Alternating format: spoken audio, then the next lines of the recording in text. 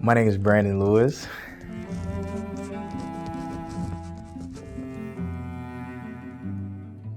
My parents are originally from Haiti, specifically Port-au-Prince. I was the only one out of all my siblings to be born in America. So I am first generation Haitian American, first generation high school graduate, and a first generation college graduate in the spring of 23. And this is my story.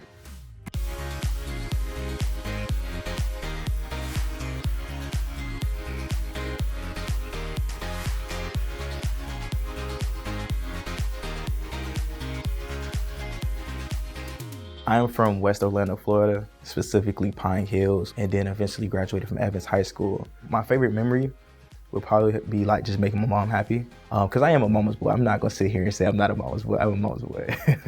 When he young, when they love me, he like to play with me. My mother currently works as a housekeeper for Disney. She's been doing that for almost 20 years. At one point, she worked 2 jobs. Every day I say, God, I'm working very hard. I don't have time to eat. I don't have time to sleep. I would just clean the entire house, like inside out, like do a deep clean. Just for her to come home to a clean house, rest, and be at peace was something I wanted to provide for her, and that's like one of my favorite memories.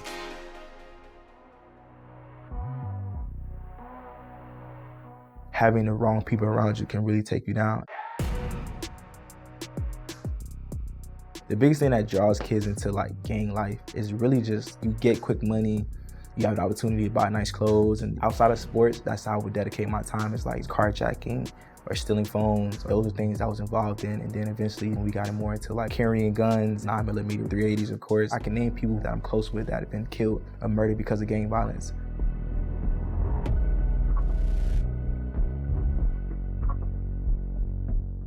Ronell, my brother, he could do no wrong in my eyes. Everybody said we look just alike. He was around 19, 20, and I was around 7 years old. And I just remember to this day, it was just me and my mother. We were sleeping. We got a call from the hospital and it says, Ronell Util was shot in the eye. And I just can remember like just my mom just screaming.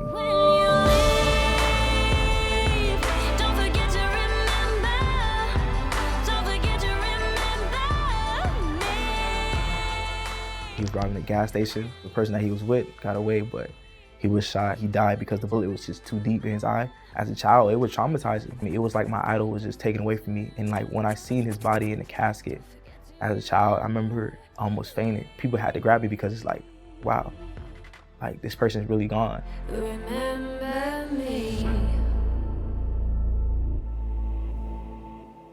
My oldest brother, pretty much he's in prison for murder. I remember times as a child, just like the whole entire SWAT team would come and they would have guns pointing at the house, guns pointing at me. It's like, wow, this is all I know. Like, this is normal. Only male figures I really had to look up to were my brothers who were in prison and my other brother who was murdered violently. And what you see, it oftentimes is what you become, and what you consume is eventually what you put out. There was multiple times where I was arrested, but never, taken to jail because there was not enough evidence. And eventually, during my 8th grade year, my best friend at the time, we had robbed somebody. We took his phone, we took money, but somebody seen us do it who knew us. When they sent us to court, they charged me with armed robbery and battery and aggravated assault. So I was sent to juvenile detention center for 21 days. When I went to jail, my mom said, I lost my last child. I lost my last child. She told me just like this, if I lose you, I don't need to live at that point.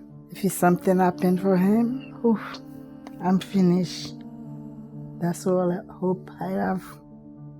I don't have no more. My mother put it on 3-way with my brother in prison. He literally said, what are you doing? Do you want to end up like me? You see that our mother needs you. And the mother who came to America to, create that American dream for her children. And I'm just adding to the fire that continues to burn our house down. At that point, that's when I started to realize, like, this is not the life I really want for myself. The greatest advice that I've been given is to write my life in pencil and not in pen.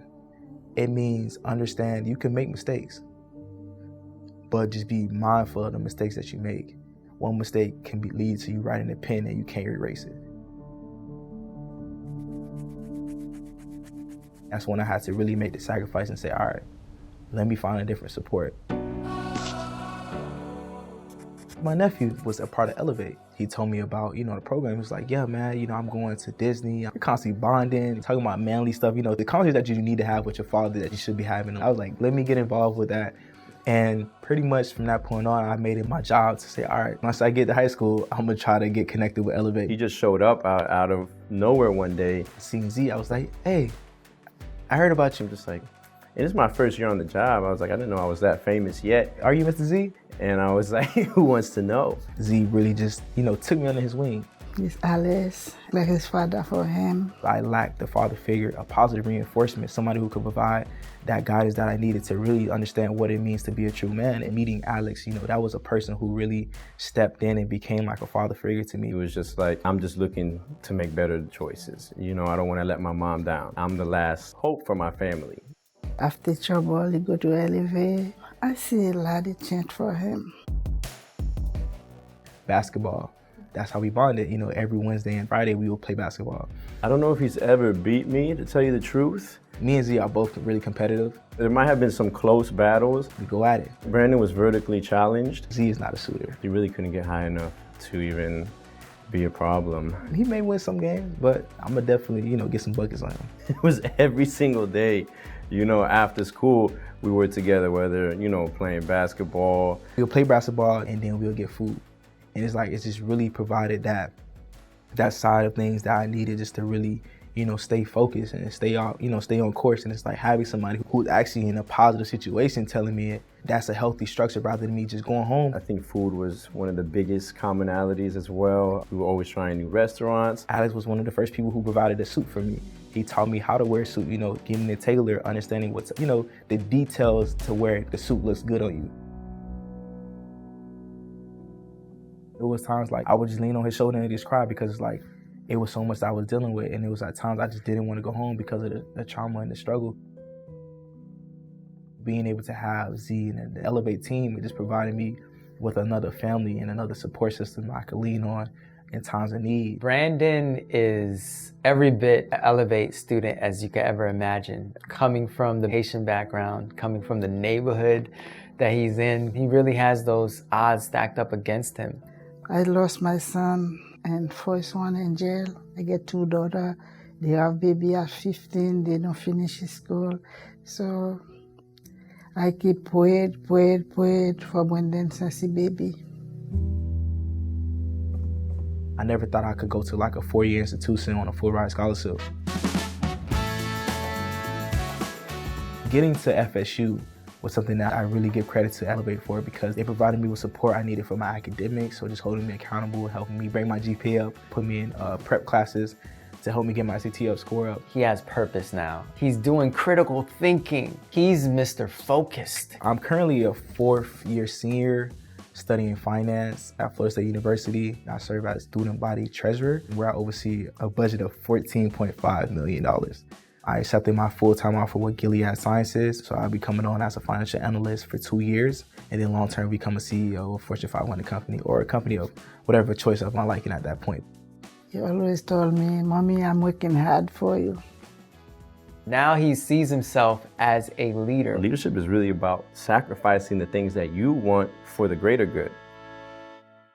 I want to, continue to work and partner up with Elevate and different organizations to really provide opportunities to people in low-income areas and, in urban communities in the U.S. Why not tell my story?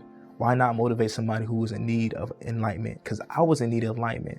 I was lost, but I was able to, really overcome those things because of the support of Elevate. No one gets there alone.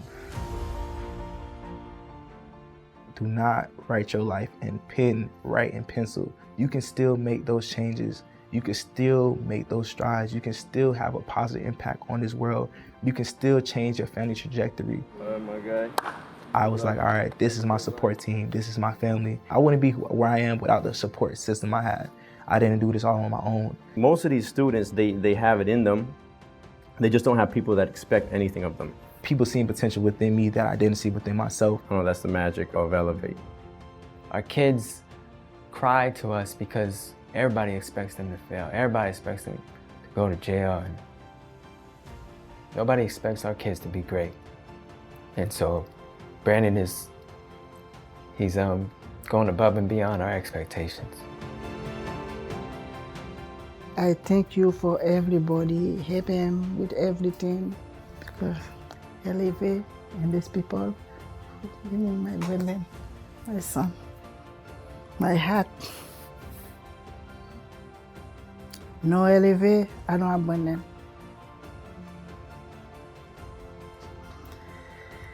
Thank you everybody for helping me get Brandan. My name is Brandon, and this is my story.